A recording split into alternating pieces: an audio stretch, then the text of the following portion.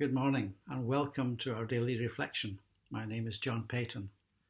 Now, many of us over the past 6 months might have felt as if a rug has been pulled from under us, leaving us apprehensive and maybe a little worried. I know many still have doubts about going outside, of leaving the house, about doing the things we used to take for granted. And those of us who have either returned to work or have tried to return to some small part of normality are trying to cope with this new normal of face masks and social distancing. In our minds, there are conflicting thoughts between hope that things might soon return to how they were, and doubt that they might never return.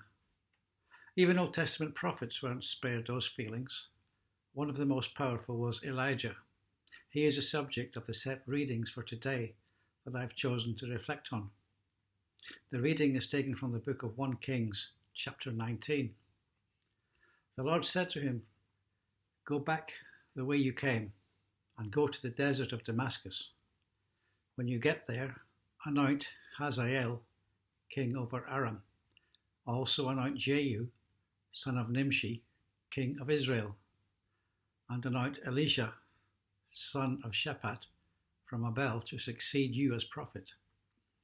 Jehu will put to death any who escape the sword of Hazael, and Elisha will put to death any who escape the sword of Jehu. Yet I reserve 7,000 in Israel, all whose knees have not bowed to the false god Baal, and whose mouths have not kissed him." So Elijah went from there and found Elisha, son of Shaphat. He was ploughing with 12 yokes of oxen, and he himself was driving the 12th pair.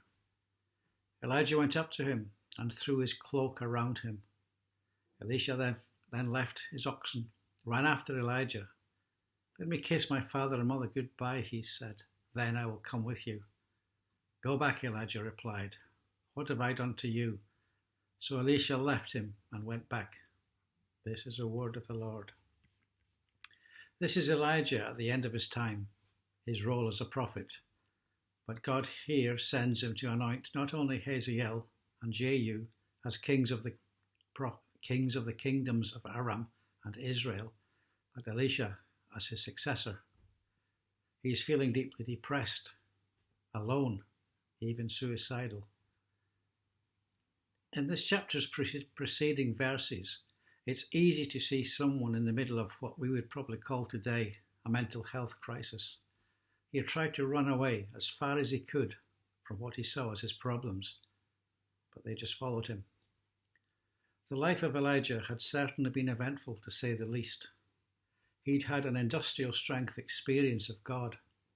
Not only that, but of evil men and women, of judgment, of death, but also a sense of loneliness and confrontation.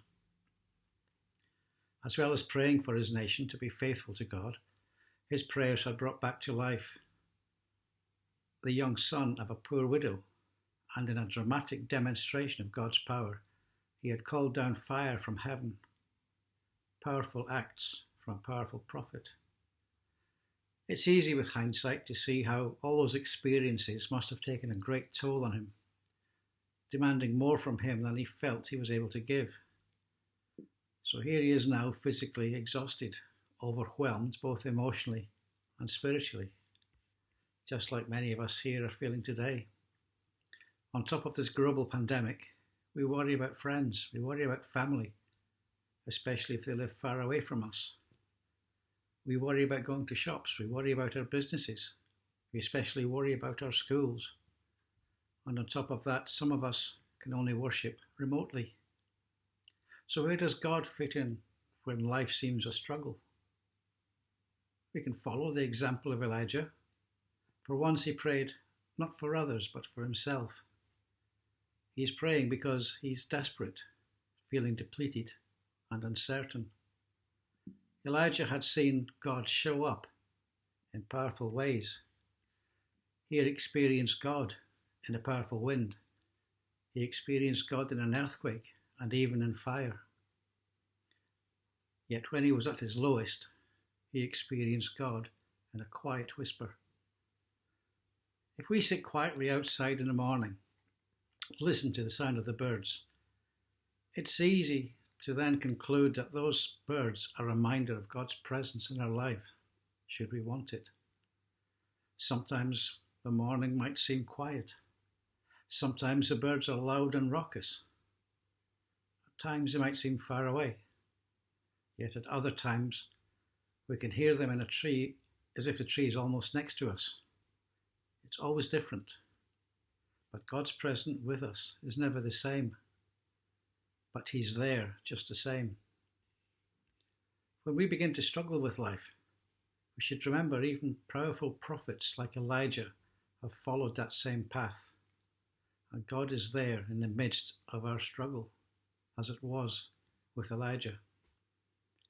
The one thing I've discovered that, like Elijah, God isn't a solution. He's a constant companion if we ask Him to be. God showed up for Elijah, and with even a tiny faith, He'll show up for us too, if only we ask Him. And if I can finish with a prayer.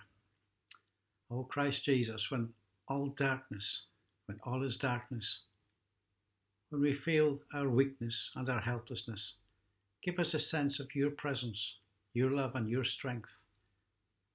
Help us to have perfect trust in Your protecting love and strengthening power, so that nothing may frighten or worry us. For, living close to You, we shall see Your hand, Your purpose, Your will through all things. Amen.